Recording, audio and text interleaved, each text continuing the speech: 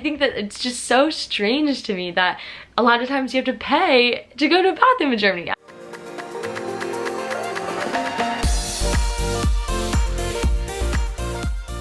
Hi everyone, and welcome back to my channel. My name is Montana and I was an exchange student in Germany, but I'm currently studying abroad in Barcelona. Today, I'm going to be talking about things from Germany that I do not miss.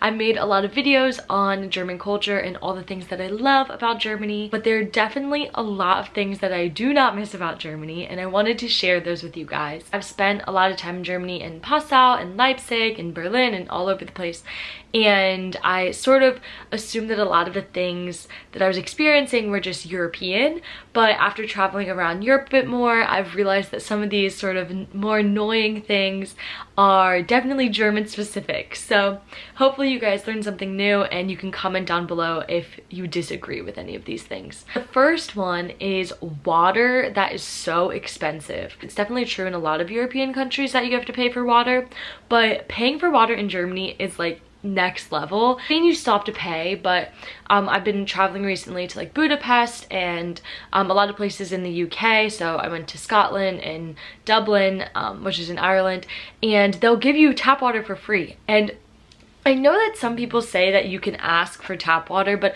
it just feels really wrong. Second thing that I do not miss is Trinkgeld. So like tipping money in Germany is so confusing as a foreigner, in my personal opinion, because they just leave like sort of a little bit of extra money. So that's why it's called like Trinkgeld, like drink money. But it's not like a flat rate, versus here in Spain, a lot of times they'll just put like 10% on the bill and you don't have to think about it. I know it's like very natural for Europeans to be like, oh, this is how much you need to tip, but I feel like tipping is something that's very like culturally ingrained, and it always feels weird as an American not to tip like as much as we usually do. Before I go on to the next point, I wanted to thank the sponsor of this video real quick. LingoPie is a new language learning program that's very different from others because it lets you learn languages through watching real like international TV shows and music videos. They offer so many different languages, from Spanish and German, which are obviously the ones I use most, but also Korean, Japanese, Italian, Russian. When you look at the content, there are subtitles and you can choose whether you want English or if you want the German or if you want both. I can show you guys how it works real quick. Basically what you do is you come to the LingoPie website. You can click on any of these shows. Basically here you see they have a script on the side which helps you look at the different words that are being said, and if you're confused you can highlight over the word that you don't know. What I like about it is that in Spanish they've got some really fun music videos. Like they've got a Shakira one, and they've got a lot of actual pop artists that you can listen to. And then another cool thing is that the content is locally produced, so these are real German people speaking with one another, and it's not like a dubbed over film. LingoPie offers a 7-day free trial if you guys are interested in trying it out, and also if you use the link in my description below, then you'll get 55% off. I think this is a great opportunity, and thank you again, LingoPie. Back to the things about Germany that I don't miss. One of the things that I really did not like in Germany was that the stores and everything there closed so early. The normal hours were like closing at 6 or 7. Even grocery stores would close fairly early. I know some of the bigger chains would stay open, like Kaufland and Aldi, but a lot of times things were just not open late.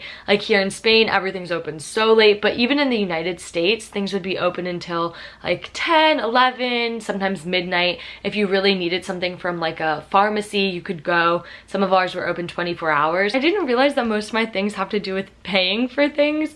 But the next one is paying for the bathroom.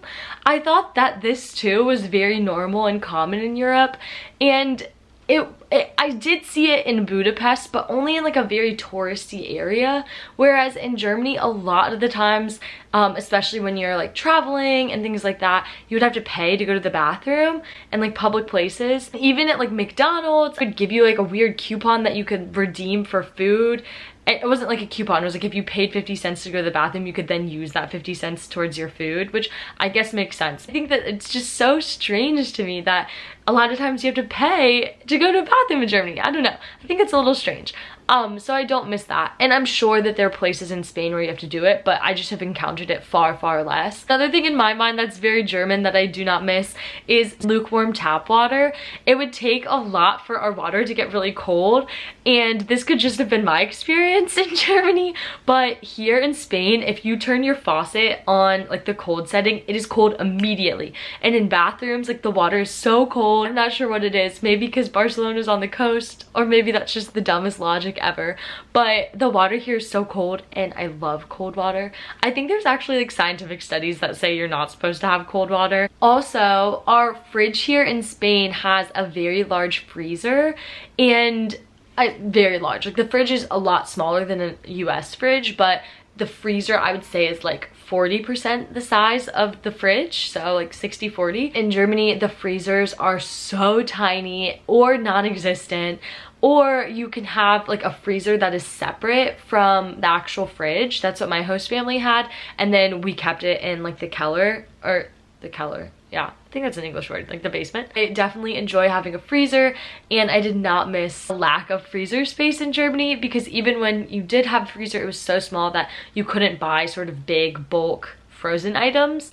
And right now I've got so much in my freezer. I've got like ice cream bars, instant rice packets, and frozen spinach and frozen vegetables, which are all just super easy for like breakfast. This next one I have is less of an item and more of like a social habit, and it's that I don't really miss how far in advance I would have to make plans with my friends in Germany. So here in Spain, I'm friends with a lot of exchange students. Everyone's got really busy schedules and we're traveling and we're all over the place with classes, but it's more of the culture to make plans last minute and say, oh, let's go get dinner tonight, or let's get dinner tomorrow. So it's super relaxed and casual, and it's really fun because I feel like it's a lot easier to make friends this way, because people are just so open to doing something so last minute.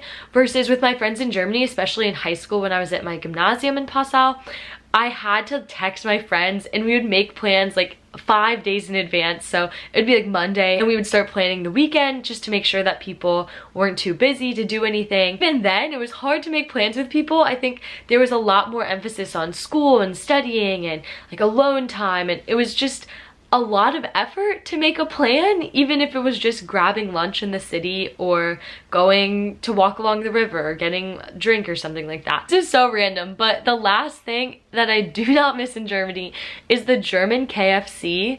I have never been so sick from fast food in Europe, and maybe it was the day, maybe the ice cream machine was spoiled or something, but I got like a KFC kids meal with one of the little strawberry shakes. I think this was in Leipzig at the train station, and I felt so sick. And I've since tried KFC here in Spain and I did not feel so sick. That was definitely just a bad experience, but I felt so sick from it that I swore I would never have KFC in Germany again. Hopefully you guys enjoyed all of these things about Germany that I do not miss, and I will definitely be making more comparison videos and more videos in German. I feel like I haven't made a video in German in so long and I could definitely use some practice. Thank you again for watching. Bleib gesund, bis nächstes Mal und tschüss!